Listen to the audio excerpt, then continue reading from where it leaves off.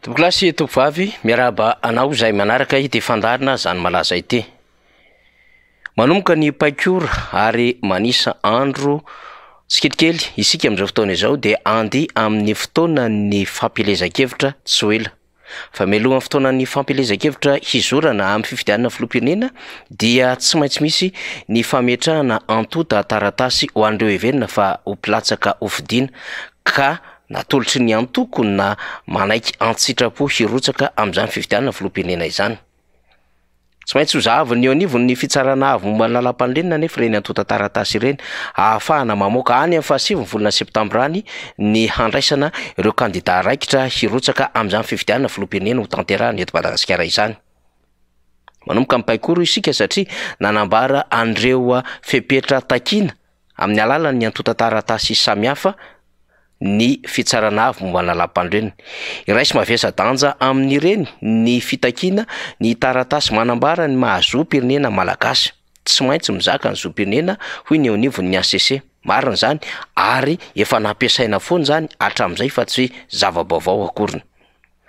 Ny andiny fa 9 ao anatin'ny lalam-panorenana rahateo dia miresaka amin'izany fa ny mpilatsaka ho fidiana amin'ny fifidianana filoham-pirenena dia tsy maintsy mizaka ny zo-pirenena malagasy. Araka izany dia tsy zava-baovao olo isika izany fepetra izay nambaran'ny ACC izany. Fa kosa eo anatrehany zava-misy tamin'ny taona 2014 ka nanafena ny Yahya Rajoelina ny fizakan-jo-pirenena frantsay azy ary nangatahiny tamin'ny alalan'ny naturalisation izay nanomezany fanjakana frantsay azy tamin'ny alalan'ny didim-panjakana ary navoaka ny fanjakana frantsay tamin'ny gazety mpanjakana journal officiel dia manambara izany fa manary ny zo-pirenena malagasy azy Yahya Rajoelina rehefa jerena vakina ary tokony ho ampiarina ny andiny fa 12 ao anatin'ny lalàna mifehy ny fizakan-jo na ny code de nationalité ho an'ny eto Madagasikara. Adevitra tsy maintsy resahana izany ary adevitra mbola tsy mikombona na dia misy aza te hanafoana izany adevitra izany ka nampiteny pahay lalàna maro samihafa ho an'ny mpanohana ny fitoram-panjakana ary ny kitikitika andinin-dalàna maro samihafa saingy tsy mbola manafoana ny adevitra akory fa vao mainka aza mandeha miakatra maripana an'izany adevitra any. Zay ny resahantsika hoe manomboka ny paikora. Paikora izay hahafantarana ny tena ho toetoetra ny fifidianana ho avy eo satria angatahany hevitra eto ny fitsarana ambaratonga voalohany izay hamoaka ny taratasy milaza ny fizakan-jo pirenena malagasy na ny certificat de nationalité. Ny fitsarana ambaratonga voalohany ihany manko no afaka mamoaka izany ka raha iverenina ny adevitra tamin'ny 2014 dia ndeha atao hoe tsy nahalala tsy nahafantatra izany fananany Yahya Rajoelina fizakan-jo pirenena frantsay izay zany ny fitsarana malagasy.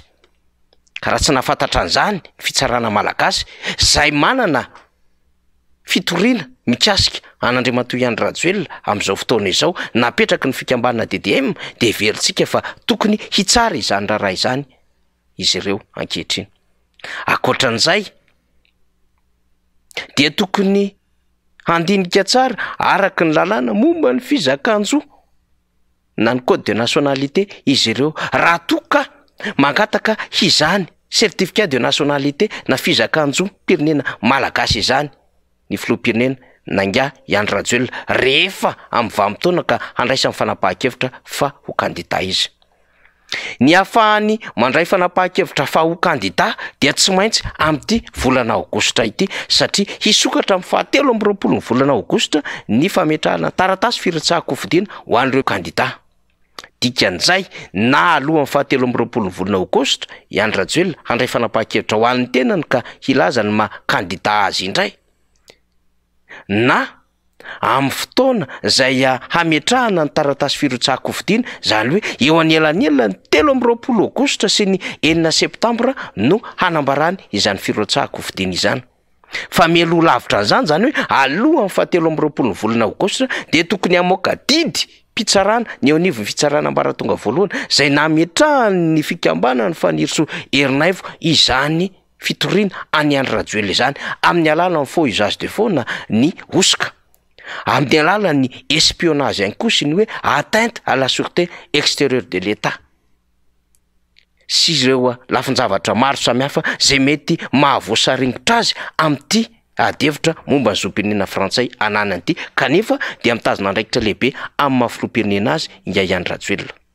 Adevitra roa zany ny adevitra eto. Ny adevitra ray voalohany dia adevitra tsy maintsy iverenana momba ny firotsahako fidiana 2024 nataony candidat Yahya Rajoelina ka nanafenina n'ilay fizakan-jom-pirenena frantsay azy ka ampiarina azy ny 2/7 ao anatin'ny code de nationalité sy ny 2/9 ao anatin'ny lalam-panorenana malagasy. Fa ny adevitra ray faharoa de hoe mbola afaka mirotsaka izy hoe raha toka misy ny fanahiniana tsy adevitra izany adevitra momba ny fitorinana atao azy izany eny amin'ny ambaratonga-pitsarana fa avy hatrany dia ho voadingana izany adevitra rehetrarehetra izany na hinina tsy ho resahana ka androtsaka ny taratasy firotsahako fidiana izy eny anivo ny fitsarana avo momba ny lalam-panorenana. De samy hijeritsika ny fihetsika ataon'ny fitsarana ambaratonga voalohany ary hijeritsika ny fihetsika ataon'ny fitsarana avo momba ny lalam-panorenana. Mamatotra teny io ho an'ny ACC ny amin'ny tsy maintsy mizaka ny zoam-pirenena malagasy fa amin'izao fotoana izao ihany koa mangataka fionana ao amin'ny Élysée zay misy ny birao fiasany ny filoham-pirenena frantsay Emmanuel Macron ihany koa ny fikambanana misy ny diaspora malagasy any ampitan-dranomasina any. Izy ireo zay ametraka adevitra momba ny zoam-pirenena frantsay ananany nga Yahya Rajoelina ity sy eo anatrehany ny adevitra ny fifidianana filoham-pirenena ka ny ahatonga ny amin'ny hoe eken'ny frantsay ve ny maha-candidat ny Yahya Rajoelina raha toka manana fizakan-jom-pirenena frantsay izy de eo le adevitra ny amin'ny hoe inona ny fepetra tadiavina sy takiny ny lalàna frantsay ho an'ny olom-pirenena frantsay zay manao iraka sy mitazona ndraiky mpanjakana ambony amina firenena hafa. Ny lalàna no miresaka an'izany ary adevitra tsy maintsy iverenana zany ho vakiny zany amina trangan-javatra ambony be tahaka itony ka tsy diplomasia intsony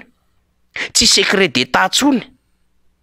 no adevitra amin'izany fa tena raharaha iraisam-pirenena mihitsy hifamatorana firenena roa samihafa amin'ny alalan'ny andraikitra magadiry sy saripady raisiny na olom-pirenena anankiray zay mieritreritra fa ho candidat hirotsaka fidiana filoham-pirenena ary efa filoham-pirenena ihany koa amin'izao fotoana izao.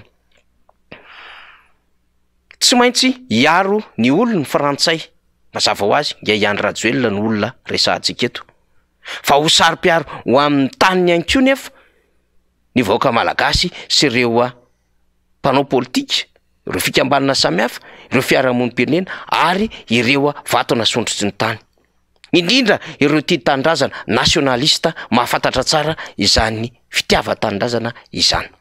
Eo anatrehan'izay adevitra mifandona izay zany ao anatin'ny ray volana monja dia tsy maintsy mila vahana mila fantatra izany ka azakazaka araitosika izao raharay izao. Mivory amin'izao fotoana izao ireo vondrona toko politika maro ao ny any amin'ny 700 hektara ao ny any Andraharo ao ny any Andrenirivo ao ihany koa ny teny Ambatovinanky ao ihany koa ny teny amin'ny sehatra maro samihafa zay ifamorovoriny ny adevitra maro samihafa mikasika indrindra ny raharam-pifidianana sy ny raharam-pirenena ankehitriny. Fa ihany koa ireo mpanao politika zay mitety mahasovo mampafantatra andreo foto-kevitra hijorony ny amin'ny lalana zay heverina fa ahafahana mamaza olona eto amin'ny firenena izao ka misy ihany koa ny fitetezana antoko politika maro samihafa fitetezana syndicat fitetezana fikambanana etsy sy eroa mampafantatra ny fonjan-kevitra hoentin'izy ireo. Tsisy maharatra an'izany satria mihevitra andretra fa samy mitondra ny anjara birikiny ao anatin'izao famahana ny olona ny firenena izao zay efa azo adika ho krizy mialohan'ny fifidianana zao atrehantsika izao noho ny nationalité anga Yahya Rajoelina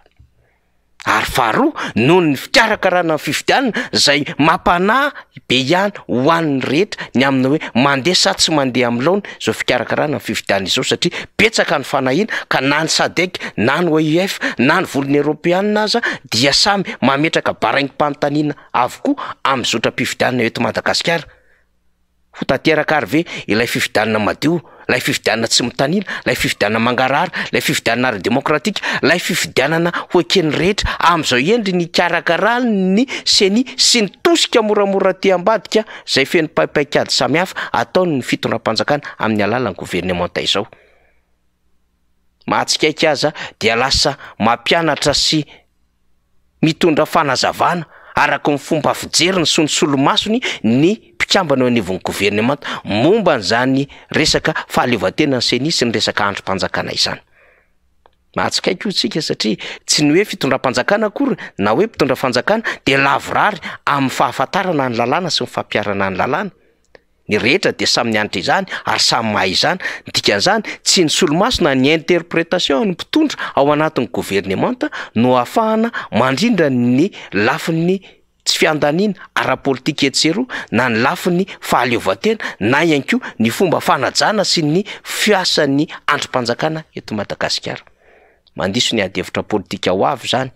ary efa mametraka sahady fa zay no lalan-tsotra tiany fitondrana panjakana andehanana am'izao adevitra politika mafana izao. Mbarantsika zany fa efa misy endrika crise melon fifidianana zao adevitra mandeha tsy kelikely izao ary manomboka mahazo hafanana hoy isika. Nanomboantsika azy teo aza de hoe manomboka mipaikora manomboka eo amin'ity fanapahan-kevitra ny raisiny ny ACC amin'ny alalan'ireo fepetra ara-taratasy takinina amin'ny kandida Pirotsakofitina. Zany ndray areo aloha no azo ambara anatin'izao raha mangotragotraka izao kanefa tsy miala lavitra ihany koa isika ny am'ireo olana ara-tsosialy zay babeny malagasy ankehitriny. Olona ny rano, olona ny jiro, ny olona ny fako, ny olona ny lalana, ny olona ny sakafo, ny olona ny asa sy ny olona ny vidim-pianana ary ny fampidirana mpianatra sy ny sisa sy ny sisa. Zany zava-misy zany malaza makasitraka tompokolahy makatela tompokivavy.